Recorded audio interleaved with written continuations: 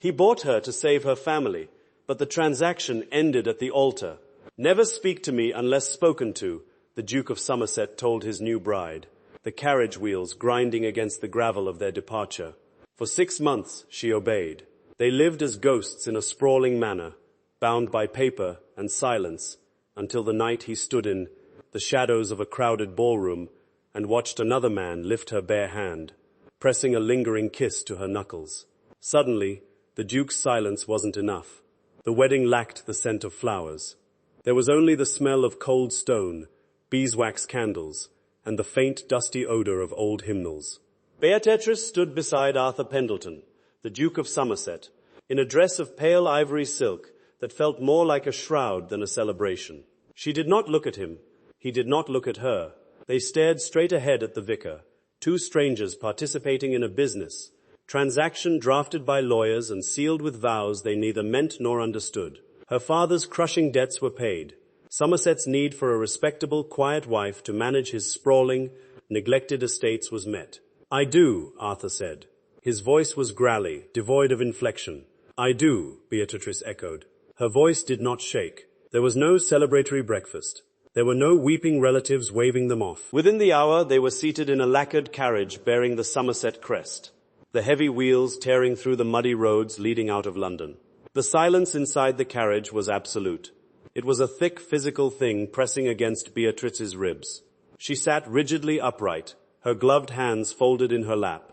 The temperature was dropping as the afternoon wore on, a damp autumn chill seeping through the carriage doors, but she refused to shiver.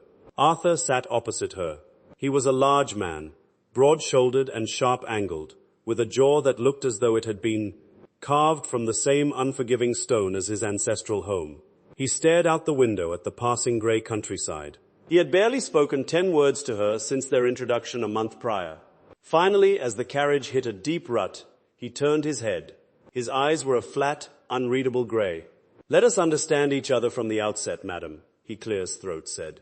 The tone was conversational, which made the coldness of the words cut deeper. Beatrice met his gaze. "I am listening, Your Grace. I required a wife for the sake of the estate and the title. I did not require a companion." He leaned back against the leather squabs. "I have no interest in your thoughts, your domestic chatter, or your emotional needs. You will have a generous allowance. You will have free rein of the household staff, but you will not seek out my company." Beatrice felt a hard knot form in her throat, but she swallowed it down. She was 24. She had spent the last 5 years watching her father drink away their inheritance, warding off creditors and managing a household on pennies. She was not a romantic. She had not expected love. But the sheer brutality of his boundaries struck a nerve.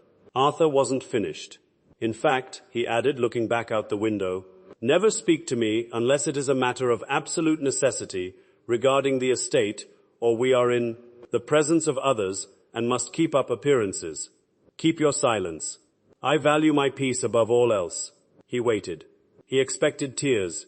He expected a protest, a wounded gasp, perhaps even a lecture on Christian duty. Beatrice looked at the brass button on his heavy wool coat. She calculated the cost of her family's survival. It was exactly this: her voice, her presence, her humanity. "Understood," she said. It was a single word, crisp, unwavering. Arthur's eyes flicked back to her, a brief flash of surprise breaking his stoic mask. But he said nothing more. They arrived at Somerset House long after dark. The estate was a monolithic beast of limestone and dark windows looming against the starless sky. The staff was lined up in the entrance hall. They looked exhausted. The house smelled faintly of damp wood and boiled cabbage. Arthur handed his wet coat to the butler. "Show the Duchess to her rooms in the east wing. I will be in my study." He didn't look back as he strode down the long, shadowed corridor. Beatrice followed the housekeeper up the grand sweeping staircase. The carpet was threadbare in places. The portraits on the walls were covered in a thin layer of grime. She entered her bedchamber, a vast, draughty room with heavy velvet curtains and a fire that struggled to output any real heat. When the maid left, Beatrice stood alone in the center of the room. The silence of the carriage had followed her inside. It was going to be her permanent roommate. She walked over to the vanity, unpinned her heavy veil, and began to unbutton her own gown. Her fingers were stiff with cold. She did not cry. Crying was a useless expenditure of energy. Instead, she looked at her reflection in the spotted glass. Never speak to me. Fine, she whispered to the empty room. Then I will not. The first week established the rhythm of their ghost marriage. They dined at opposite ends of a mahogany table that could seat 30. The only sounds were the clinking of silver against porcelain and the ticking of the grandfather clock in the corner. Arthur read his correspondence. Beatrice ate her soup. If she wanted the salt, she gestured to the footman. She did not ask Arthur to pass it. She did not ask him about his day. She did not bid him good morning or good night. Arthur found it deeply unsettling. He had expected her to break. Women in his limited and largely transactional experience used words as weapons or currency. They cajoled, they complained, they wept. He had built a fortress of silence to protect himself from the chaos he associated with human connection. But Beatrice did not batter at his gates. She simply turned her back and built a life outside them. Clears. Throat winter settled over Somerset House, freezing the ground and locking the inhabitants inside the sprawling estate. The silence between the Duke and Duchess did not thaw. It crystallized. Arthur was a man accustomed to being the center of his own isolated universe. He spent his days riding the property lines, managing tenant disputes, and poring over the estate finances in his study. He liked control. He liked predictability. But slowly, stealthily, the environment around him began to change. It started with the food. The boiled cabbage and tough meats vanished. In their place came roasted pheasant, rich root vegetable stews, and delicate pastries. The dining room, previously a cavern of draughts, was suddenly warm, the massive fireplaces roaring with properly seasoned wood. The silver was polished. The threadbare carpets were quietly replaced. He knew she was doing it. He just never caught her in the act. Beatrice treated Somerset House not as a prison, but as a project. If she was not allowed to speak, she would act. She spent hours in the dusty archives, locating the old household ledgers. She set up a small desk in the corner of the library, a room Arthur rarely used before noon, and went to work. She interviewed the staff. She fired the lazy cook and promoted the ambitious scullery maid. She reorganized the pantries, renegotiated with the local purveyors, and brought order to the chaos. And she did it all with a terrifying, efficient quiet. One rainy Tuesday in November, Arthur walked into the library to find a book on crop rotation. Clears. He stopped in the doorway. Beatrice was there. She was sitting at her small desk, entirely absorbed in a ledger. She wore a simple dress of dark blue wool, her hair pinned back practically. She held a pen in her right hand, tapping it lightly against her chin as she ran her finger down a column of numbers. She looked up at the sound of his boots. For a long moment, they just looked at each other across the expanse of the room. The rain lashed against the tall windows. Arthur expected her to speak. It was the natural human impulse. A greeting, a comment on the weather, an explanation of what she was doing. Beatrice did none of those things. She held his gaze for 2 seconds, her face perfectly blank, then lowered her eyes back to the ledger and dipped her pen in the inkwell. The scratching of the nib against the parchment resumed. A strange, hot irritation flared in Arthur's chest. It was entirely irrational. He had demanded this. He had explicitly ordered her not to speak. Yet her absolute compliance felt like a dismissal. She wasn't just obeying him. She was ignoring him. She had taken his punishment and turned it into her own armor. He turned on his heel and left the library, the book on crop rotation forgotten. As the months passed, the silence became a tangible third presence in the house. It wasn't the awkward silence of strangers anymore. It was a heavy, loaded silence. A battle of wills. Arthur found himself watching her. He noticed the way she moved with purpose. He noticed that she had stopped wearing the restrictive, overly formal gowns of her London days, favoring practical, well-tailored dresses that allowed her to walk the muddy grounds. He noticed the respect she commanded from the servants, a respect he realized they gave to him out of fear, but gave to her out of genuine loyalty. They still dined together every evening. One night in late December, the footman dropped a crystal wine glass. It shattered against the hardwood floor with a deafening crash, breaking the heavy quiet of the room. The young servant froze, his face draining of color. Terrified of the Duke's legendary temper, Arthur set his jaw, ready to snap at the boy's clumsiness. Before he could draw breath, Beatrice moved. She didn't speak. She didn't gasp. She calmly reached over, picked up her own linen napkin, and dropped it over the largest shards of glass near her chair. She looked at the footman, gave him a small, reassuring nod, and gestured gracefully toward the door, silently, telling him to fetch a broom. The crisis was diffused without a single syllable. The footman skurred away, looking at Beatrice as if she were a saint. Arthur stared at his wife from the opposite end of the table. The candle light caught the sharp line of her cheekbone. She picked up a fork and resumed eating her fish entirely unbothered. He realized with a sudden sinking feeling in his gut that she was stronger than him. He needed silence to survive the world. She had conquered the silence and made it her own. He wanted to ask her about the ledgers. He wanted to ask her how she had fixed the draft in the east corridor. He wanted to know what she thought about when she sat by the fire, staring into the flames with that unreadable expression. But he couldn't. His pride was a physical barrier, thick and impenetrable. He had drawn the line in the sand on their wedding day. To cross it now would be to admit he was wrong. It would be to admit he was lonely, and Arthur Pendleton did not do lonely. So he swallowed his pride, finished his wine, and let the silence reign. But the ghost he had brought into his home was beginning to take on flesh and blood, and she was haunting him in ways he never anticipated. Spring brought the thaw, and with it the unavoidable obligations of the London season. Arthur loathed the city. He loathed the noise, the smoke, and the endless vapid social maneuvering. Clears, but Parliament was in session, and the Duke of Somerset could not hide in the country forever. They travelled back to the capital in the same carriage they had taken 6 months prior. The dynamic, however, had shifted. The silence was no longer empty. It was taut like a violin string pulled dangerously tight. Their London townhouse had been prepared by an advanced team of staff. Beatrice stepped into the foyer, peeling off her travelling gloves, her eyes immediately scanning the cornices for dust, assessing the lighting, falling instantly into her role as manager. "We are expected at the Earl of Harrington's ball on Thursday," Arthur said. It was the first time he had spoken to her in 3 weeks. Beatrice paused on the stairs. She didn't turn around. She merely offered a single nod of acknowledgement and continued her ascent. Arthur watched her go, a muscle ticking in his jaw. Thursday arrived with a torrential downpour, but the Harrington ballroom was a blazing inferno of chandeliers, silk, and suffocating perfume. When they were announced, Arthur offered Beatrice his arm. It was a requirement of polite society. She placed her hand on his sleeve. Even through the heavy wool of his evening coat, he could feel the coldness of her touch. She didn't lean into him. She maintained a fraction of an inch of space between their bodies, close enough to satisfy the gossips, far enough to remind him of his own rules.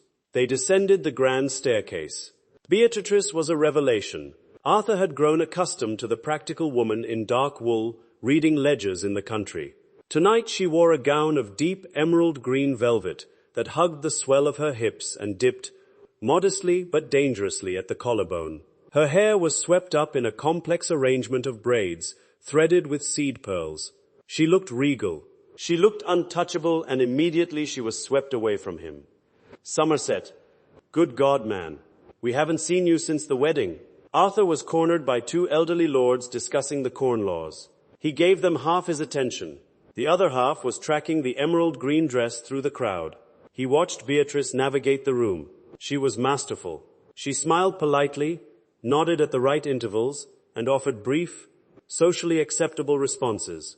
She fulfilled the letter of his law, keeping up appearances while maintaining the spirit of her own silence. She never lingered. She never gossiped. Arthur stood by a marble pillar, a glass of untouched brandy in his hand, feeling an unfamiliar sensation twisting in his chest. It was a tight, possessive ache.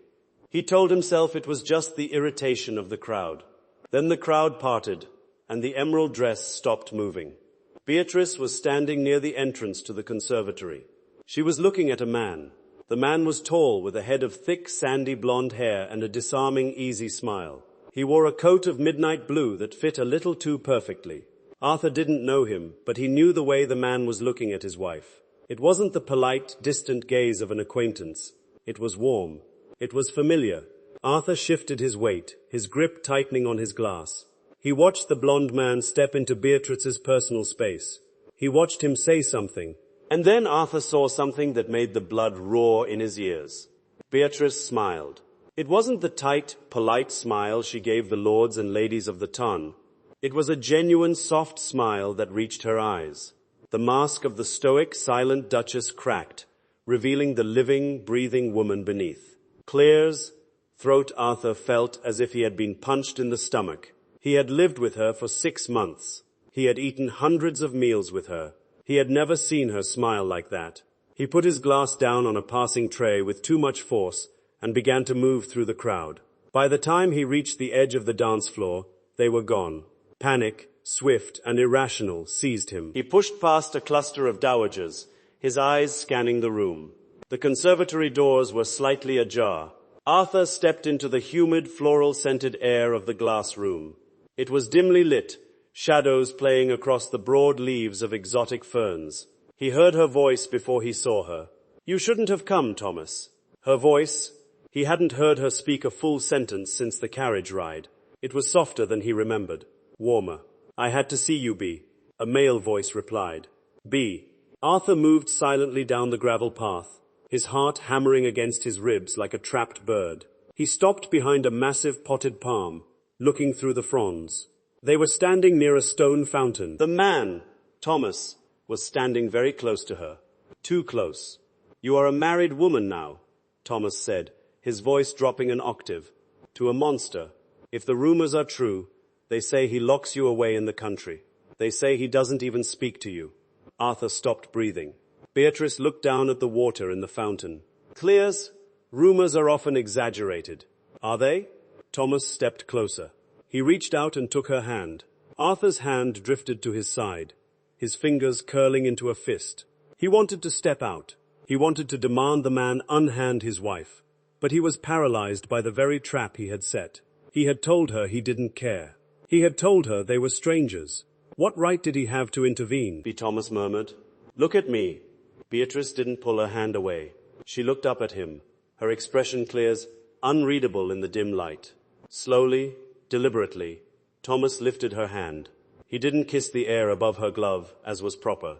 He turned her hand over, his thumb brushing against her bare wrist where her glove ended, and pressed a long, lingering kiss to her skin. Arthur felt something inside him snap. It was a loud, violent break. The fortress of ice and silence he had built around himself shattered into a million jagged pieces. He didn't think. He simply moved. He stepped out from behind the palm tree, the gravel crunching loudly under his boots. Thomas jumped back, dropping Beatrice's hand as if he had been burned. Beatrice turned, her eyes widening slightly as she saw her husband emerging from the shadows. Arthur didn't look at Thomas. He locked eyes with Beatrice. His chest was heaving, his jaw clamped so tight his teeth ached. He looked at her wrist, still flushed from the other man's touch. The silence between them had never felt so dangerous. It was no longer a void. It was a loaded weapon, aimed squarely at both their hearts. "We are leaving," Arthur said. His voice was dangerously low, vibrating with a rage he couldn't contain. He didn't wait for her to agree.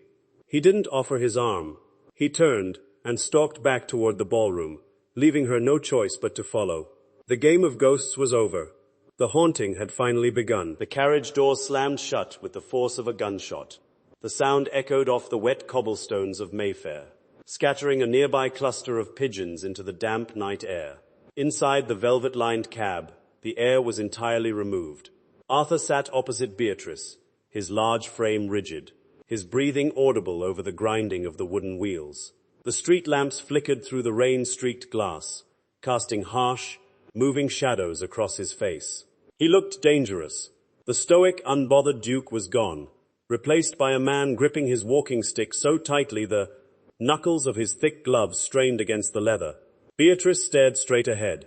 She did not shrink back against the cushions. Her pulse was hammering a frantic rhythm against her ribs, right where Thomas had kissed her wrist just minutes before, but she kept her chin leveled. 2 streets passed in agonizing silence. The tension was a physical pressure in the confined space, swelling until it threatened to crack the windows. Arthur broke first. He broke his own ironclad rule. "Who is he?" His voice wasn't a yell. It was a low, ragged scrape, dragging against the floorboards of the carriage. Beatrice shifted her gaze from the window to her husband. She noted the rigid set of his jaw, the hard, flat anger in his eyes. She felt a sudden, dangerous spike of adrenaline. For 6 months, she had been a ghost in his house, managing his ledgers, eating his food, breathing his air, while he looked right through her. Now finally he saw her, and it was only because another man had looked first. She considered not answering. She considered citing his mandate. Never speak to me. But the bitter satisfaction of that revenge felt hollow compared to the anger now rising in her own chest. His name is Thomas Linfield, Beatrice said. Her voice was perfectly steady. Linfield, Arthur repeated, the name tasting like ash in his mouth. And what exactly is your relationship with Mr. Linfield, that he feels entitled to corner you in dark rooms and maul you like a tavern maid? Beatrice's eyes flashed. He did not maul me. We were conversing. He was kissing your bare skin. He is an old friend. Friends do not hide in conservatories. Arthur leaned forward, his massive shoulders crowding the small space between them. The scent of rain, starch, and brandy came with him. Let us not play games, Beatrice. You are my wife. You bear my name. I will not be made a fool of before the entire tongue, because you harbor a sentimental attachment to a childhood playmate. You are not being made a fool of, she snapped, her composure finally fracturing. He merely offered his sympathies. Sympathies? Arthur barked a harsh, humorous laugh. For what? The tragedy of having your father's debts erased. The horror of living in the largest estate in Somerset. For the reality of my marriage, your grace, she fired back, the honorific dripping with acid. The carriage hit a pothole, jostling them, but neither broke eye contact. You agreed to the terms, Arthur said, his voice dropping to a dangerous whisper. You agreed to a transaction. I bought your father's ruined estate. I paid his gambling debts. I saved your family from the debtor's prison. In exchange, I required fidelity and respectability. I have given you both, Beatrice said, her hands curling into tight fists in her lap. I have managed your home. I have fixed the rot in your ledgers. I have sat across from you for 184 dinners in absolute suffocating silence because you commanded it. I have been precisely what you paid for. Then why was he holding your hand? The question hung in the air, stripped of its aristocratic veneer. It sounded raw. It sounded almost human. Beatrice looked at the man who owned her. She saw the wealth in the cut of his coat, the power in the broad set of his shoulders, and the utter hollow isolation in his eyes. Thomas was a neighbor, she said quietly, the anger draining away, leaving only exhaustion in its wake. Before my father lost everything, there was an understanding between our families. When the debts became insurmountable, Thomas's father forbade the match. They did not have the capital to save us. You did. Arthur stared at her. The narrative clicked into place with sickening clarity. Linfield wasn't just a flirt. He was the ghost of a life she was supposed to have. He was the man she would have married if money had not dictated her fate. A dark, possessive fury wrapped around Arthur's lungs, tightening until he could barely draw breath. He had thought he was shielding himself from the messiness of emotion by demanding her silence.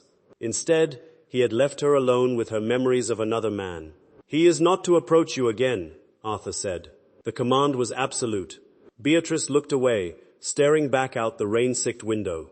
I do not control the guest lists of London, Arthur. It was the first time she had ever used his given name. The syllables hung between them, jarring and intimate. Then I will control who you speak to, he replied. The carriage rolled to a halt in front of their townhouse. The footman opened the door, letting in the noise of the street and the cold rain. Arthur stepped out first. He did not offer his hand to help her down. He couldn't. His hands were shaking. He walked into the house, leaving his wife to follow in his shadow. The fracture in their silent world, now a gaping chasm neither knew how to cross. The next morning, the townhouse on Grosvenor Square felt different. The air was heavier, charged with the static residue of the night before. Normally, when they were in London, Arthur took his breakfast early and left for his club or the House of Lords before Beatrice even descended the stairs. They maintained separate orbits, relying on the vastness of the city to keep them apart. Today, when Beatrice entered the morning room at 9 o'clock, Arthur was sitting at the head of the table. She paused in the doorway. She wore a simple day dress of dove gray, her hair tied back in a practical knot. She looked at him, waiting for him to rise, to leave, to do whatever it was he did to avoid her. He didn't move. He lowered the morning paper and looked at her over the rim of his coffee cup. "Good morning," he said. Beatrice felt a jolt of shock, quickly masked by years of practiced restraint. She walked to her chair at the opposite end of the long mahogany table. The footman pulled it out for her. She sat down. "Good morning," she replied cautiously. The footman poured her tea and retreated to the edges of the room, blending into the patterned wallpaper. Arthur did not return to his paper. He folded it and laid it flat on the table. He watched her. Beatrice reached for the toast rack. She felt his eyes on her hands. She felt his eyes on the line of her throat as she swallowed her tea. It was unnerving. For half a year she had been a piece of furniture in his life. Now she felt like prey under the gaze of a hawk. She buttered her toast with precise, deliberate movements. She refused to squirm. "Your work on the Somerset ledgers," Arthur said suddenly, his voice echoing in the quiet room. "I reviewed the quarterly reports before we left the country." "You found a discrepancy in the grain sales." Beatrice stopped chewing. She dabbed her mouth with a linen napkin. "Clear's throat, I did. The estate manager was underreporting the yield and selling the surplus privately. I dismissed him and hired his assistant in his place. The assistant is honest, if unimaginative." Arthur nodded slowly. "You did not inform me. You requested I only speak to you on matters of absolute necessity. I deemed the matter handled, and therefore not a necessity." He absorbed the hit. It was a flawless deployment of his own rules against him. "I see," he murmured. He leaned forward, resting his forearms on the table. "And what else have you handled in my absence, Beatrice? What other fires have you put out while I was enjoying my peace?" She met his gaze. The flat grey emptiness she was used to seeing in his eyes was gone. In its place was a sharp, focused intensity that made her skin prickle. "Many things, Your Grace," she said. The roof in the west wing was leaking. Throcus, the tenant farmers in the lower valley needed their leases renegotiated. The butcher was overcharging us by 20%. "It is all in the ledgers." "I don't want to read it in the ledgers," he said. The words came out harsher than he intended. Beatrice frowned, a delicate furrow appearing between her brows. "I do not understand what you want from me." "I want Arthur stopped." What did he want? He wanted to go back in time and punch Thomas Linfield in his perfectly symmetrical jaw. He wanted to erase the look of soft familiarity she had given the other man. He wanted to know what she was thinking when she stared into the fire at night. He realized with a deep, unsettling dread that he wanted her not as a manager, not as a prop, as a wife. "I want you to accompany me to Hyde Park this afternoon," he said. Beatrice's eyes widened slightly. "Hyde Park for the promenade?" "Yes. We have never ridden in the park together. It was the most public visible stage in London society. It was where couples went to be seen, to display their status, and to perform their marriages for the tongue." "Then it is time we started," Arthur said. He stood up, throwing his napkin onto the table. He was a large man, and his sudden movement seemed to swallow all the oxygen in the room. "Have the carriage brought round at 3. Wear something warm. The wind is sharp today." He strode out of the room before she could object. At exactly 3 o'clock, Beatrice stood in the foyer. She wore a tailored pelisse of dark plum wool, a matching bonnet framing her face. She felt ridiculous. She felt as though she were marching to the gallows. Arthur descended the stairs. He was impeccably dressed in a dark blue coat, a crisp white cravat, and tall riding boots. He stopped at the bottom of the stairs and looked at her. He didn't speak.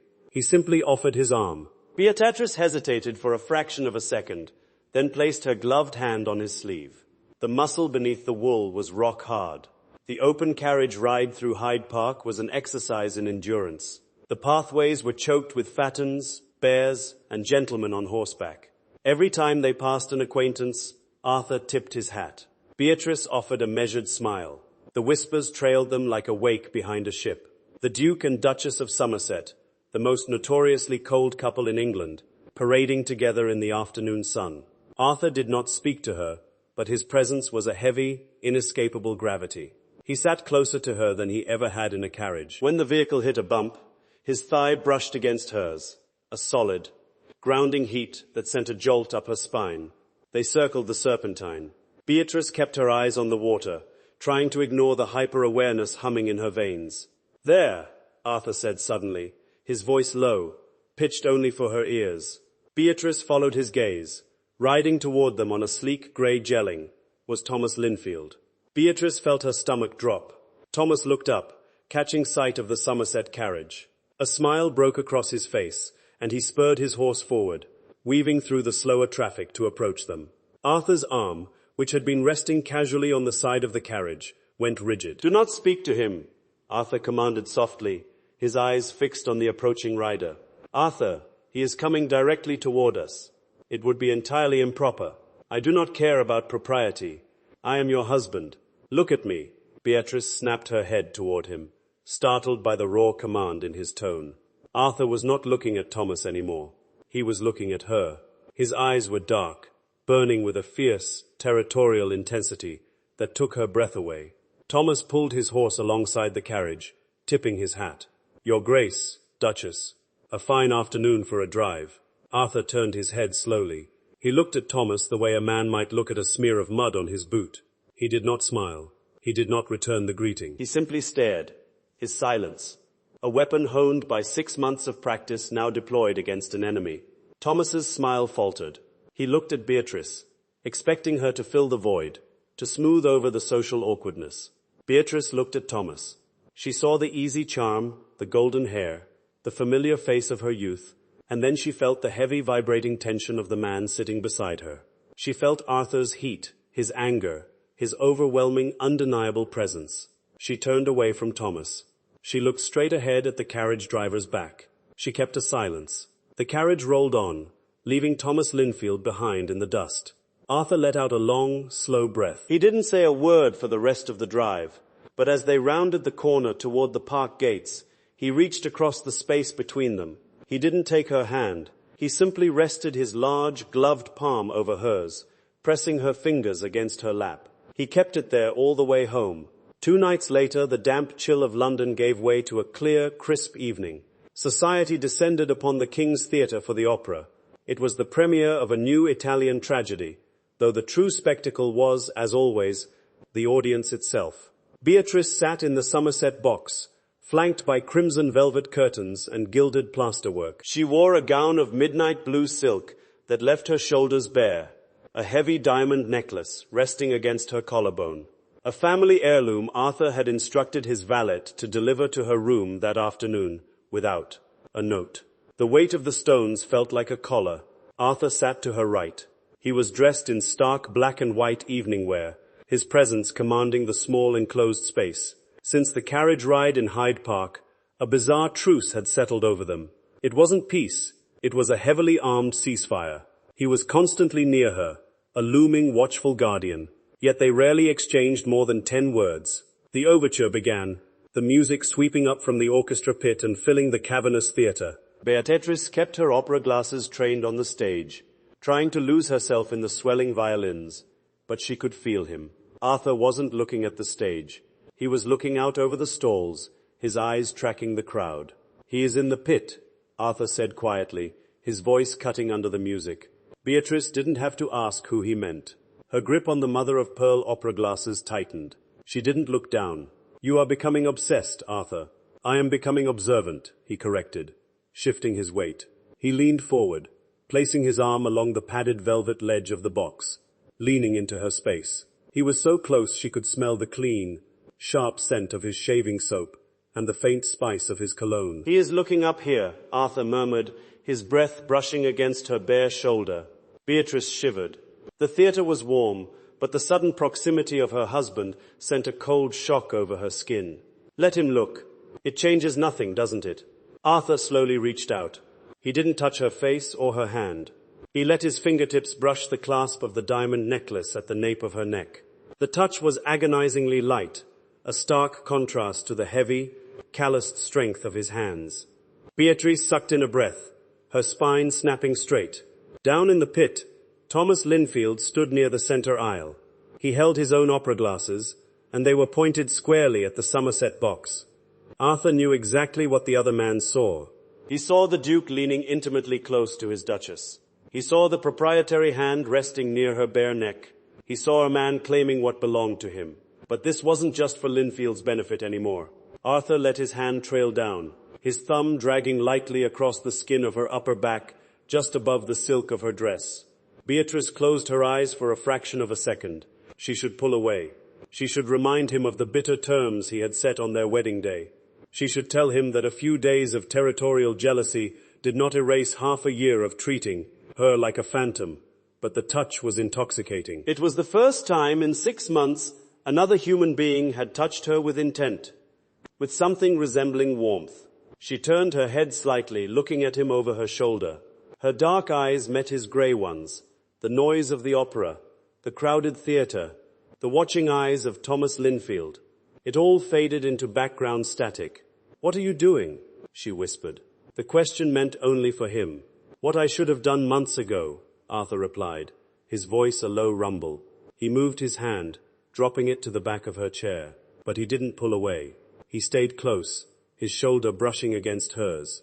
"You told me never to speak to you," Beatrice reminded him, the hurt of those first days bleeding through her stoic armor.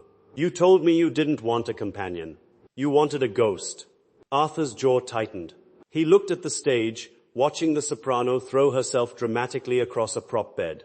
But he didn't see the performance. He saw his own arrogance. He saw the fortress he had built to keep out the pain of his chaotic childhood. A fortress that had ended up trapping him in isolation. "I was a coward," Arthur said softly. It was a confession dragged out of him against his will. Beatrice blinked, stunned by the admission. The Duke of Somerset did not admit fault. He did not show weakness. "I thought," Arthur continued, his voice barely audible over the swelling area, "that if I expected nothing from you, I could not be disappointed. I thought silence was safety." He turned his head, locking his gaze with hers again. "I was wrong. Clears. The silence is maddening, and watching that boy put his mouth on your skin made me realize that I do not want to be safe anymore." Beatrice stared at him, her heart thumping heavily in her chest. She searched his face for a lie, for a trick of the dim theater lighting, but his expression was raw. The cynical hardened armor was cracking piece by piece. "You are a difficult man to believe, Arthur," she said softly. "Then I will have to prove it." He didn't wait for her permission. He reached down and took her hand, the same hand Thomas had kissed. He didn't pull it to his lips. He simply laced his fingers through hers, his large, warm grip enveloping her cold one. He rested their joined hands on the velvet ledge in full view of the theater below. It was a declaration. It was a wager of pride laid out on the table for everyone to see. Down in the pit, Thomas lowered his glasses, his face tight, before turning and pushing his way through the crowd towards the exit. Arthur didn't watch him go. He kept his eyes on the stage, his thumb slowly stroking the back of Beatrice's hand. Beatrice looked down at their intertwined fingers, the diamonds heavy on her chest, the music swelling in the air, the heat of the man beside her. It was overwhelming. The ghost marriage was dead. Whatever was taking its place was breathing, fragile, and utterly terrifying. She did not pull her hand away. For the rest of the night, she held on, stepping out of the silence and into the fire. The carriage ride back to Grosvenor Square was stripped of the frantic, suffocating tension of the previous days. In its place was a heavy, exhausted quiet. It was the silence of a battlefield after the cannons have stopped firing. Arthur did not let go of her hand. He kept his fingers laced with hers, his thumb resting against her pulse point, feeling the steady, rhythmic beat of her blood. It grounded him. For the first time in his adult life, he was tethered to another human being by choice. They arrived at the townhouse. The footmen were waiting, their faces professionally blank as they took Arthur's hat and Beatrice's velvet cloak. The house was dark, save for the candelabras burning in the entrance hall. Beatrice moved toward the stairs. She was tired. The adrenaline of the opera, the weight of the diamonds, the overwhelming heat of Arthur's sudden territorial claim. It all settled into her bones like lead. She heard his heavy boots on the stairs behind her. He was following. Usually they parted at the landing. He went right toward the master suite. She went left. Tonight, when she turned left, he turned with her. She stopped in front of her bedroom door. The polished mahogany stood between them and the private domain she had built for herself. She put her hand on the brass knob, but did not turn it. She looked up at him. He was standing too close. He always seemed to be standing too close now, his sheer physical size blocking out the rest of the corridor. The candle light cast deep shadows in the hollows of his cheeks. He looked dangerous, yes, but he also looked desperately uncertain. "You claimed me tonight," Beatrice said. Her voice was low, careful not to wake the sleeping house. "I did," Arthur replied. He didn't look away. "You made a spectacle. You proved to Thomas Linfield, and to anyone else looking, that I am your property." A muscle in his jaw twitched. "You are my wife. An estate is property. A ledger is property. A wife is a person." "Clears." She let go of the doorknob and turned to face him fully. "For 6 months, I was the ghost you requested. I kept your house. I saved your money. I swallowed my pride and my voice because you bought the right to demand my silence. Now another man looks at me and suddenly you decide I am worth your attention." Arthur's eyes darkened. He stepped forward, crowding her against the heavy wooden door. "Do not reduce this to jealousy, Beatrice." "Then what is it, Arthur?" she challenged, her chin lifting. "What exactly changed? Because if this is merely a matter of your pride being pricked, you can go back to your own room. I will not be a pawn in a pissing contest between you and a man I haven't spoken to in 3 years. He stared down at her. The air in the narrow hallway felt suddenly thick. He wanted to reach out and pull her against him. He wanted to silence her arguments with his mouth, to drag her into the dark bedroom and prove with his hands what he could not articulate with his tongue. But he looked into her dark, unyielding eyes, and he knew it would be a mistake. She wasn't a conquered territory. She was a fortress. If he forced the gates now, he would lose her forever. "My father," Arthur said. The words tasted like rust. He hadn't spoken of the previous duke in a decade. "My father was a man ruled entirely by his passions. He loved loudly. He wept in public. He threw away the family fortune on mistresses, bad investments, and emotional whims. He died, leaving this family in absolute ruin." Beatrice stopped breathing. She didn't interrupt. "I spent my entire life cleaning up the wreckage of his feelings," Arthur continued, his voice dropping to a harsh, growly whisper. "I swore I would never let sentiment dictate my life. I built order. I demanded control. When I married you, I thought I was protecting myself. I thought if I kept you at a distance, if I demanded silence, I could keep the chaos out." He raised his hand, his knuckles brushed against her cheekbone. The touch was agonizingly gentle. "But you aren't chaos, Beatrice," he said. "You took the broken, freezing house I gave you, and you made it warm. You took my silence, and you turned it into peace. You didn't break my rules. You survived them. And watching that boy touch you, it didn't just hurt my pride. It terrified me because I realized I have spent 6 months pushing away the only good thing that has ever happened to me." Beatrice stared at him. The cynical armored duke was gone. In his place was a man stripped down to his marrow, offering her the one thing he had sworn never to give anyone, the truth. Tears, hot and sudden, pricked the back of her eyes. She refused to let them fall. "You told me never to speak to you," she whispered. Arthur rested his forehead against hers. He closed his eyes. "I was a fool. Speak to me, Beatrice. Yell at me. Demand things of me. Tear the house down. Just don't shut me out." She let out a shaky breath.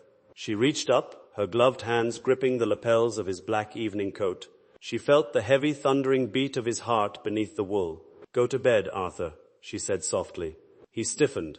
He opened his eyes, the rejection hitting him like a physical blow. "Go to bed," she repeated, her grip on his coat tightening for a fraction of a second before she let go. "I have heard your words. I believe them. But 6 months of ice does not thaw in a single night. You broke this marriage on the day it began. You are going to have to do more than apologize to fix it." She turned the knob and pushed the door open. She stepped inside, the warmth of the fire spilling out into the cold hallway. Arthur stood rooted to the floorboards. He watched her cross the threshold. "How?" he asked. Beatrice looked back over her shoulder. The firelight caught the diamonds at her throat. "Figure it out. You're the Duke." She closed the door. The click of the latch echoed loudly in the empty corridor. Arthur stood in the dark for a long time, staring at the wood before he finally turned and walked away. For 3 days it rained. It was a relentless, punishing London downpour that turned the streets to mud and trapped society indoors. Inside the townhouse, the silence returned, but it was fundamentally altered. It was no longer the silence of avoidance. It was the silence of anticipation. Arthur did not crowd her. He did not issue commands. Instead, he began to dismantle the walls he had built, brick by brick. It started the next morning. Beatrice came down to the breakfast room to find the morning paper folded neatly beside her plate. Arthur was already gone to his study, but on top of the paper sat a heavy iron key. Beside it was a note written in his sharp, slanted hand. The West Wing archives at Somerset House. The ledgers from my grandfather's time. They are a mess. I would value your mind on them. It clears wasn't a declaration of love.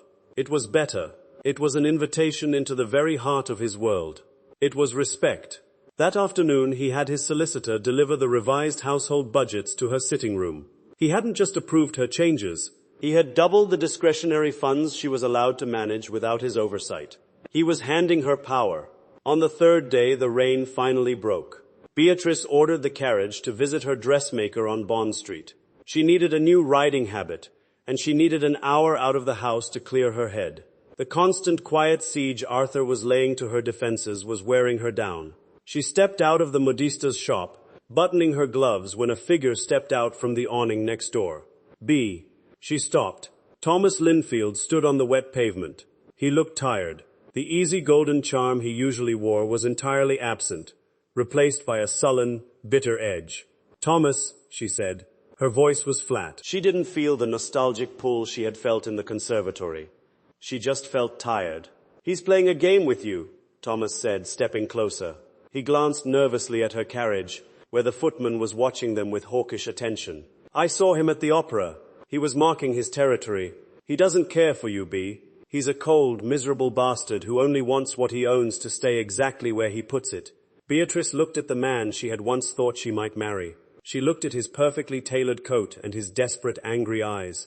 He wasn't trying to save her. He was trying to soothe his own wounded ego. "He is a difficult man." "Yes," Beatrice said evenly. "He's a monster. Leave him. My father's investments have turned. I have capital now. I can take you away to the continent. We can petition for an annulment based on cruelty. You don't have to live in that freezing tomb with a man who doesn't even speak to you." He reached for her hand. Beatrice stepped back. The movement was sharp, definitive. Thomas's hand fell to his side. "You do not understand him," Beatrice said, "and you do not understand me. I have known you since we were children." "You knew a girl who had no choices," she corrected, her voice hardening. "You knew a girl whose father drank away her dowry while your family quietly shut their doors to us." Arthur Pendleton did not shut his door. He paid the debts. He saved my family from the street. Yes, he demanded a terrible price for it. But he never lied to me. He never made promises he didn't keep. He is honest in his cruelty, Thomas. You are only honest when it is convenient. Thomas stared at her, his face flushing a dull red. "You're defending him after what he's done to you." "I am not defending him," she said, pulling her cloak tighter against the damp air. "I am stating the facts. He gave me a ruined estate and I rebuilt it. He gave me silence and I found my own voice in it. And now he is giving me his respect. You only ever wanted my adoration." She turned toward her carriage. The footman immediately opened the door. "He will freeze you to death." Thomas spat at her back. Beatrice paused with one foot on the carriage step. She looked back at him, her expression perfectly serene. "He is already thawing," she clears throat said. "Good day, Mr. Linfield." She climbed into the carriage, the door snapping shut behind her. As the vehicle rolled down Bond Street, she didn't look out the window. She realized with a sudden, overwhelming clarity that she didn't want the easy, uncomplicated romance of a boy. She wanted the difficult, hard-won devotion of a man. When she returned to Grosvenor Square, the butler met her in the hall. "His Grace is in his study, madam. He asked that you join him when you returned." Beatrice handed her cloak to a maid. Her heart kicked into a steady, heavy rhythm. She walked down the long corridor, her heels clicking against the hardwood floor. She didn't knock. She turned the brass handle and walked in. The study was dark, smelling of leather, ink, and wood smoke.